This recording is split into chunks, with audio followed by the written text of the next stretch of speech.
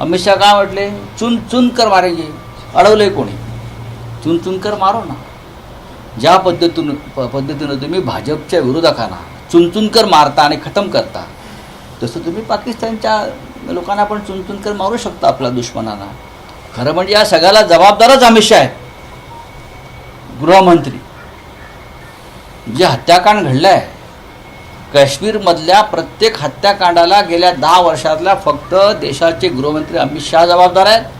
तरीसुद्धा त्या व्यक्तीला प्रधानमंत्र्यांनी त्यांच्या पदावर का ठेवलं हे रहस्य आहे. का ठेवलं आहे?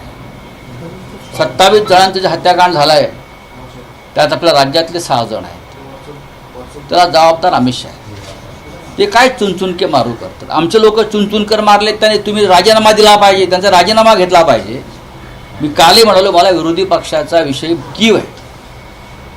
त्यांनी सगळ्यात आधी अमित शहांचा राजीनामा मागायला पाहिजे, त्यासाठी आवाज उठवायला पाहिजे आणि नंतर समर्थनाच्या गोष्टी केल्या पाहिजे सरकारला. तुम्ही विरोधी पक्ष तुम्ही पण विरोधात आहात. मी मागतोय ना, आम्ही मागतोय ना. मी माझी भूमिका मांडतोय, आमच्या पक्षाची भूमिका मांडतोय, सर्वपक्ष बैठकीत सुद्धा मांडली. आम्ही गांडू नाही. हा देश महत्त्वाचा आहे. या देशावर जर नुसते बोलघवडे राज्य करणार असतील, चुन चुनके मारेंगे, घर में घुसकर मारेंगे, ये करेंगे, आणि तुमचे प्रधानमंत्री 8-8 तास नटनट्यांमध्ये राहत आहेत, काय की नाही, काय दुःख चेहऱ्यावर. 27 जणांचं दुःख किती मोठं आहे.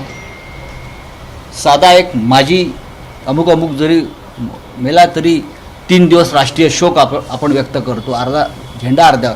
परदेशी माजी राष्ट्रपती मेला तरी आपण इथे राष्ट्रीय शोक सरकारी कार्यक्रम रद्द करतो. आपल्याकडे काय आहे? दुसऱ्या दिवसापासून प्रधानमंत्री प्रचार दौऱ्यामध्ये, तिसऱ्या दिवशी मुंबईतल्या बॉलिवूडच्या कार्यक्रमात नटनट्यांबरोबर, नंतर गौतम अडाणीबरोबर चौथ्या दिवशी, 5व्या दिवशी पवन कल्याणबरोबर हास्यविनोदामध्ये अडकलेले आहे. काय दुखवटा, राष्ट्रीय शोक. सामान्य माणसाच्या जीवाला काय किंमत आहे की नाही?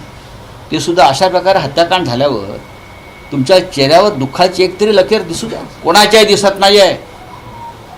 ज्या पद्धतीनं पुलवामात हत्याकांड झाल्यावर भाजपच्या चेहऱ्यावर मला दुःख दिसलं नाही, मोदींच्या चेहऱ्यावर मला दुःख दिसलं नाही, त्याच पद्धतीचं माझं म्हणणं आहे की 27 जणांच्या हत्याकांडानंतर भाजपच्या किंवा त्यांच्या प्रमुख लोकांच्या चेहऱ्यावर मला दुःखाचा, चिंतेचा लवलेश दिसला नाही. या देशाचं दुर्दैव. जम्मू काश्मीर जागोजागी सोल्जर तैनात असतात, मात्र या ठिकाणी एवढे मोठ्या संख्येने लोक होते तिथे बघा, त्याचं उत्तर कोणी देत नाही. तिथे नेमके सैनिक का नव्हते, सुरक्षा रक्षक का तैनात होत नव्हते, त्याचं उत्तर कोणी देत नाही. ती चूक आहे.